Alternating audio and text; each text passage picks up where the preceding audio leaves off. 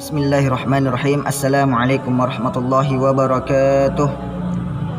Alhamdulillah, alhamdulillahirabbil alamin, hamdan katsiran thayyiban mubarakan fih. Asyhadu an la ilaha illallah wa asyhadu anna Muhammadan abduhu wa rasuluh.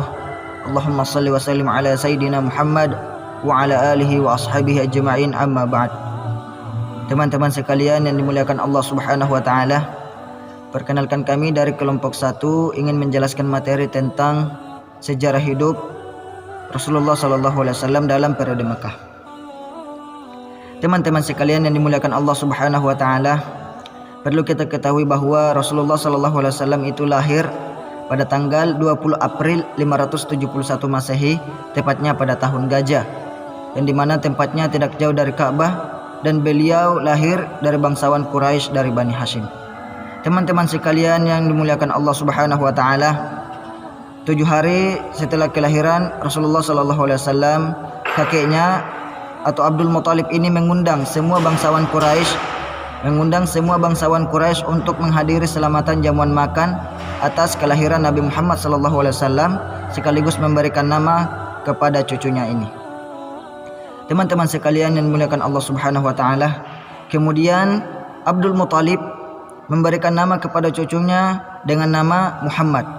Tiba-tiba bangsawan Quraisy semua heran dan bertanya kepada Abdul Muthalib, "Wahai Abdul Muthalib, mengapa engkau memberikan nama kepada cucumu dengan nama Muhammad?" Apa jawaban Abdul Muthalib? "Aku memberikan nama kepada cucuku dengan nama Muhammad agar supaya cucuku ini mendapatkan pujian di langit dan mendapatkan pujian di bumi." Teman-teman sekalian yang dimuliakan Allah Subhanahu wa taala, pada saat Rasulullah SAW di dalam kandungan ibunya, selama itu beliau berusia 3 bulan. Pada saat itu beliau berusia 3 bulan. Tiba-tiba ayahnya yang bernama Abdullah meninggal dunia pada saat Abdullah berniaga ke Yastrib. Lalu disusul oleh ibunya Siti Aminah. Siti Aminah ini meninggal dunia sewaktu pulang dari menziarahi makam Abdullah. Pada saat itu beliau berusia 6 tahun. Lalu dirawat oleh kakeknya Abdul Muthalib selama 2 tahun. Dan juga Abdul Muthalib ini meninggal dunia pada saat itu Rasulullah SAW berusia 8 tahun. Dan kemudian Rasulullah SAW dirawat oleh pamannya yang bernama Abu Thalib. Teman-teman sekalian yang dimuliakan Allah Subhanahu wa taala, perlu kita ketahui bahwa ada 2 jenis pekerjaan yang dikerjakan oleh Rasulullah SAW sebelum diangkat menjadi Rasul. Yang pertama, berdagang.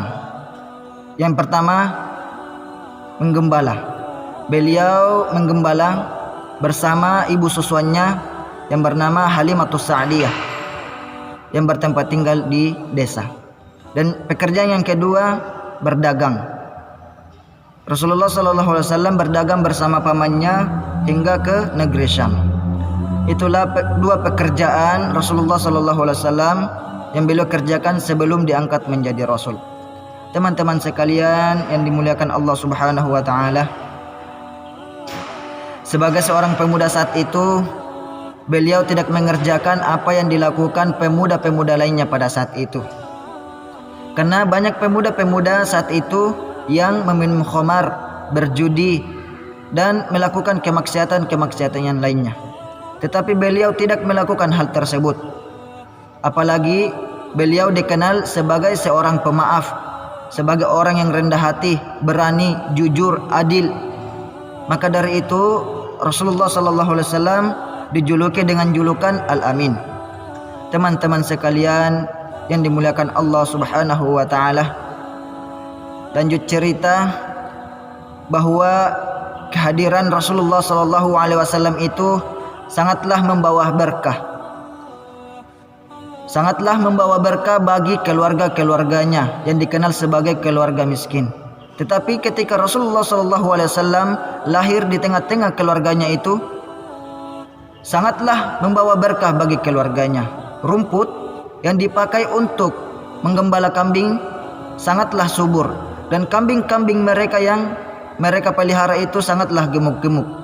serta air susu dari kambing tersebut ini sangatlah deras dan banyak, sehingga kehidupan mereka yang sekarang sangatlah jauh berbeda dibanding dengan kehidupan mereka yang dulu. Teman-teman sekalian yang dimuliakan Allah Subhanahu wa taala, lanjut cerita. Rasulullah sallallahu alaihi wasallam ketika dewasa, beliau menikahi seorang wanita yang bernama Khadijah binti Khuwailid. Khadijah binti Khuwailid ini mendapatkan 2 orang anak laki-laki dari hasil perkawinan dengan Rasulullah sallallahu alaihi wasallam. 2 dari anak mereka ini yang bernama Qasim dan Abdullah. Qadarullah 2 anak tersebut meninggal dunia sewaktu mereka masih kecil. Lalu beliau atau Rasulullah sallallahu alaihi wasallam ini mengangkat seorang anak untuk dijadikan anak angkat beliau. Beliau mengangkat Zaid ibn Harisah untuk dijadikan anak angkat. Karena kematian 2 anak laki-lakinya ini membuat beliau sangat sedih, sehingga mengangkat Zaid ibn Harisah untuk dijadikan anak angkat. Teman-teman sekalian yang dimuliakan Allah Subhanahu wa taala, tetapi bukan hanya anak laki-lakinya saja yang mereka dapatkan dari Allah Subhanahu wa taala, tetapi mereka juga dikaruniai 4 anak perempuan, di antaranya Zainab, Ruqayyah, Ummu Kalsum dan Siti Fatimah. Tetapi hanya Fatimah lah yang dapat melahirkan 2 orang anak laki-laki dari hasil perkawinannya dengan Ali bin Abi Thalib. Mereka dikaruniakan 2 orang anak laki-laki yang bernama Hasan dan Husain sebagai cucu dari Rasulullah sallallahu alaihi wasallam. Teman-teman sekalian yang dimuliakan Allah, perlu kita ketahui bahwa Rasulullah sallallahu alaihi wasallam tidak pernah menikahi seorang perempuan, tidak pernah menikahi perempuan-perempuan lain selagi Khadijah binti Khuwailid ini masih berada di sisinya. Teman-teman sekalian yang dimuliakan Allah Subhanahu wa taala, kisaran umur 50 tahun beliau atau Rasulullah sallallahu alaihi wasallam diberikan cobaan dari Allah Subhanahu wa taala dengan cobaan istri yang dicintainya itu meninggal dunia. Istri yang dicintainya itu meninggal dunia. Khadijah binti Khuwailid ini meninggalkan Rasulullah sallallahu alaihi wasallam untuk menghadap kepada Allah Subhanahu wa taala. Dan pada saat itu pula Rasulullah sallallahu alaihi wasallam menikah lagi dengan 10 orang wanita. Dengan 10 orang wanita. Dan ke-11 istri dari beliau atau Rasulullah sallallahu alaihi wasallam disebut atau dijuluki dengan julukan Ummul Mukminin atau ibu bagi orang-orang yang beriman.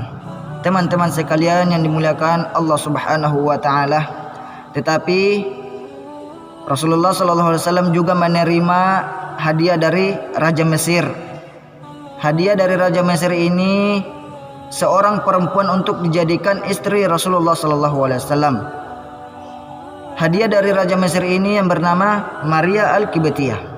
Maria Al-Qibtiyah ini mendapatkan seorang anak laki-laki dari hasil perkawinan dengan Rasulullah sallallahu alaihi wasallam yang bernama Ibrahim. Qadarullah, nasib Ibrahim ini sama nasibnya dengan anak dari Khadijah binti Khuwailid. Ibrahim meninggal dunia sewaktu masih kecil sama dengan Qasim dan Abdullah. Teman-teman sekalian yang dimuliakan Allah Subhanahu wa taala, menjelang usia 40 tahun Rasulullah sallallahu alaihi wasallam sudah mulai untuk mengasingkan diri ke Gua Hira selama 1 bulan dalam setiap tahunnya. Dan ini didukung oleh istrinya Khadijah binti Khuwailid. Khadijah binti Khuwailid memberikan bekal kepada Rasulullah sallallahu alaihi wasallam untuk dibawanya ke Gua Hira tersebut.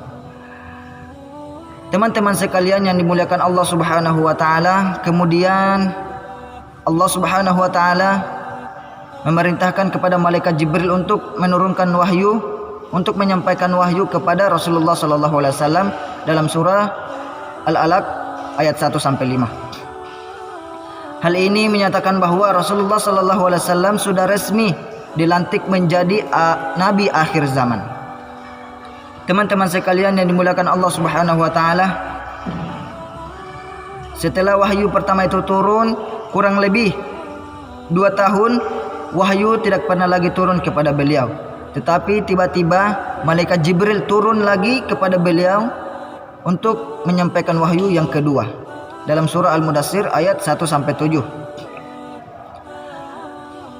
Hal ini menyatakan bahwa Rasulullah sallallahu alaihi wasallam dengan turunnya wahyu yang kedua dari malaikat Jibril, melalui malaikat Jibril dari Allah Subhanahu wa taala, menyatakan bahwa Rasulullah sallallahu alaihi wasallam sudah wajib untuk menyampaikan dakwah-dakwanya. Teman-teman sekalian yang dimuliakan Allah Subhanahu wa taala, perlu kita ketahui bahwa ada 3 tahap dakwah yang dilakukan oleh Rasulullah sallallahu alaihi wasallam pada saat itu. Dakwah yang pertama yang dilakukan oleh Rasulullah sallallahu alaihi wasallam, yang pertama itu beliau berdakwah di sekitar keluarganya dan sahabat-sahabat dekatnya. Dan yang kedua, beliau berdakwah di keturunan Abdul Muthalib. Dan yang ketiga, beliau berdakwah di semua kalangan masyarakat, di semua penduduk kota Mekah pada saat itu, baik yang sudah bertempat tinggal di Mekah dan juga orang-orang yang sedang mengunjungi kota Mekah pada saat itu. Teman-teman sekalian yang dimuliakan Allah Subhanahu wa taala, semakin hari semakin bertambah pula pengikut Rasulullah sallallahu alaihi wasallam. Hal ini membuat pemimpin Quraisy sangatlah benci, sangatlah tidak suka atas apa yang dilakukan, atas apa yang dikerjakan oleh Rasulullah sallallahu alaihi wasallam, sehingga para pemimpin Quraisy atau para bangsa Quraisy ini menyusun strategi atau membuat strategi untuk menggagalkan, untuk menghalangi dakwah Rasulullah sallallahu alaihi wasallam. Teman-teman sekalian yang dimuliakan Allah Subhanahu wa taala, menurut Ahmad Syalabi ada 5 faktor sehingga para pemimpin Quraisy ini tidak suka dengan apa yang dilakukan oleh Rasulullah sallallahu alaihi wasallam. Faktor yang pertama, pemimpin Quraisy ini tidak menyetujui, tidak suka dengan apa yang dibawakan oleh Rasulullah sallallahu alaihi wasallam tentang kebangkitan kembali dan pembalasan akhirat. Dan yang kedua, pemimpin Quraisy ini tidak dapat membedakan antara kenabian dan kekuasaan. Dan yang ketiga atau faktor yang ketiga, mereka takut untuk kehilangan mata pencaharian mereka. Dan yang keempat, Rasulullah sallallahu alaihi wasallam menyerukan persamaan antara hak hamba sahaya dengan bangsawan. Dan yang terakhir atau yang kelima atau faktor yang terakhir, taklid kepada nenek moyang. Teman-teman sekalian yang dimuliakan Allah Subhanahu wa taala, itulah tadi yang dapat saya sampaikan tentang sejarah hidup Rasulullah sallallahu alaihi wasallam dalam periode Mekah. Kemudian sejarah hidup Rasulullah sallallahu alaihi wasallam ini akan dilanjut oleh teman saya Nuralisa. Sekian dari saya. Assalamualaikum warahmatullahi wabarakatuh. Baik, saya akan melanjutkan materi keempat, yaitu tantangan kaum Quraisy, di mana kaum Quraisy menentang dakwah Nabi secara bertahap. Pertama, membujuk, karena kekuatan Nabi terletak pada perlindungan Abu Thalib yang amat disegani itu. Mereka meminta agar memilih satu di antara dua, yaitu memerintahkan Muhammad agar berhenti dari dakwanya, kedua atau menyerahkannya kepada mereka untuk dibunuh. Kedua, mengintimidasi. Karena gagal membujuk, para pemimpin Quraisy melakukan tindakan-tindakan yang insentif dari yang sebelumnya. untuk menghindarkan kaum muslimin dari tindakan kekerasan itu, maka Muhammad memerintahkan mereka untuk hijrah ke Habasyah. Ketiga, memboikot seluruh keluarga Bani Hashim. Untuk melumpuhkan kekuatan kaum muslimin, pemimpin Quraisy melakukan pemboikotan kepada seluruh keluarga Bani Hashim karena menurut mereka kekuatan Nabi terletak pada keluarga yang melindunginya, baik yang belum masuk ataupun sudah masuk Islam. Tindakan pemboikotan ini dimulai pada tahun 7 kenabian hingga pada tahun ke-10 kenabian menjelang Abu Thalib dan Khadijah meninggal dunia, dan ini berlangsung selama 3 tahun. Kemudian Abu Thalib dan Khadijah wafat. Tidak lama setelah pemboikotan itu diberhentikan, pada tahun ke-10 dari kenabian, Nabi SAW berganti menghadapi 3 peristiwa yang amat menyedihkan. Pada tahun itu disebutlah tahun duka cita. Adapun 3 peristiwa, pertama, Abu Thalib, paman yang amat melindunginya, itu wafat pada usia 87 tahun. Kedua, 3 hari setelah itu, istrinya Khadijah juga meninggal dunia pada usia 65 tahun.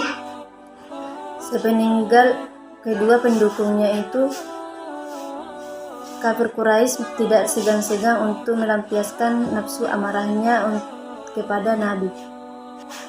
Dan ketiga, ketika Nabi berdakwah di Taif, beliau diejek, disoraki, dilempari batu, bahkan sampai terluka bagian kepala dan badannya.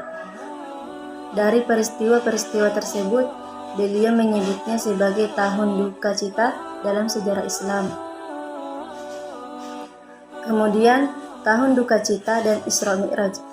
Dalam situasi berduka cita yang dialami secara beruntun tahun ke-10 dari kenabian tersebut, Allah mengisra mi'rajkan Nabi Muhammad SAW untuk menghibur Nabi yang sedang berduka cita.